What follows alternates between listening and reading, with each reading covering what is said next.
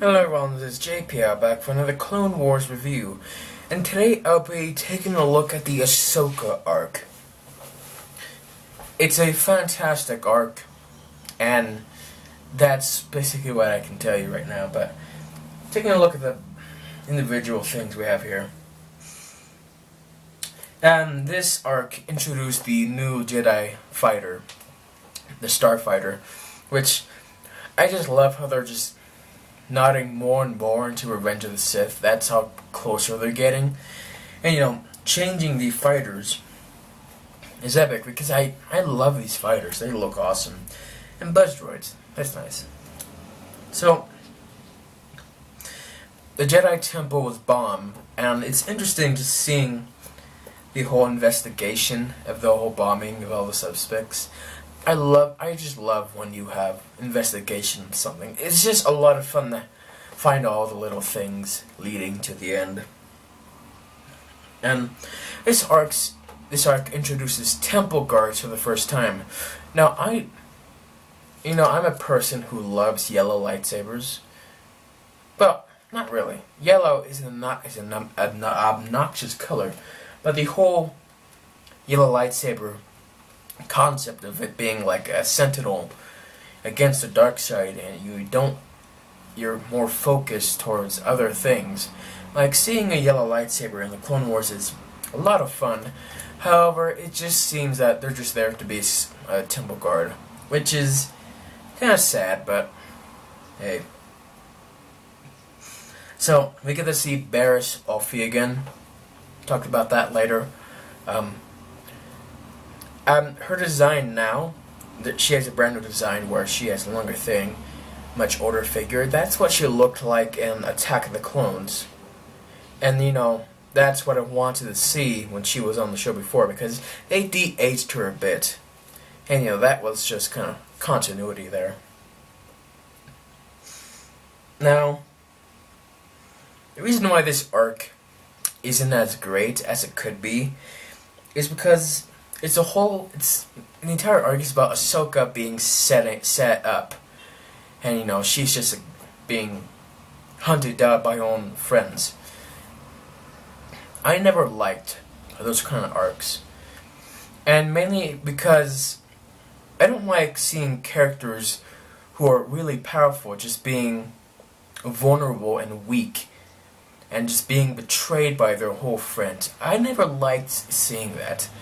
I know it's something really powerful and strong, but for me it's just something that I never like to see that. I don't like seeing, friendships being betrayed like that. And that's basically my down point of this entire arc. Anyway, so if you look at the monitors on the when you go through the clones' security, you can see Wat Tambor and Poggle on screen, and that I'm really confused about that, because they are in Revenge of the Sith, and how do they get out of there? I mean, what do they do? Do they escape? No, they're in this thing. Like how do they get to where they are? Anyway, Anakin in this entire arc is just fantastic. Like, you can just tell how much he cares for Ahsoka, and just how he's getting more darker and darker each time. Just seeing that was just epic.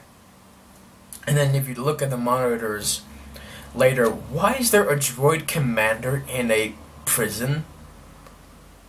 It's just a general droid commander. He should be dead. What's the point of having him in prison? That's just background stuff, Anyway, so this arc shows us another view of the underworld. I just like how they have levels, 13-12. They're so close to level 13-13. I want that game to be a thing, but sadly no. And, we get to see how it's just mistrust in the council. And just seeing how the council is just so easily like, oh no, she's evil, there's all the evidence. it's just really something that bugs me when I see that there. And then them at the end of the whole arc is like, oh, we're sorry. Hey, you do good. You did good. Okay, well, you can be a knight now. Hey, just seeing that, you can just tell how incompetent the council is, and Anakin's mistrust of the council is just makes a lot more sense now. We get to see Ahsoka's ventures again with her new helmet, and just seeing her is a lot of fun. But I don't understand why she's on Coruscant, because she is a Republican enemy.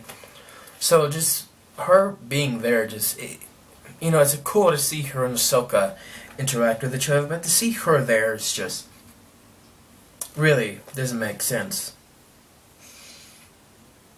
Anyway, so up next, Ahsoka is expelled by the council. That was just it's a sad moment, and you can tell that through Anakin's anger. Like, you can tell why he did not trust the council. It's just things building up, and it's fun to see that.